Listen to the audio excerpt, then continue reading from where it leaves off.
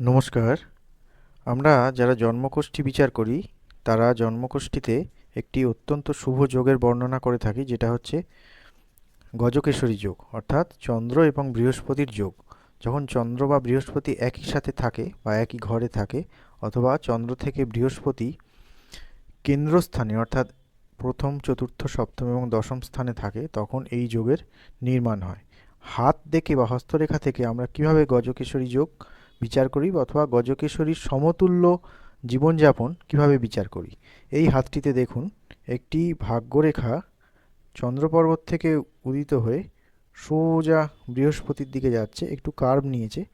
এই ধরনের ভাগ্যরেখা যাদের হাতে থাকে তাদের হাত দেখেই বলা যায় যে এদের গজকেশরী যোগ নির্মাণ হয়েছে এবং এরা জীবনে প্রচণ্ড ভাগ্যবান হয় এবং জীবনে মধ্য বয়সের পর প্রচুর উন্নতি করে, প্রচুর অর্থের মালিক হয়।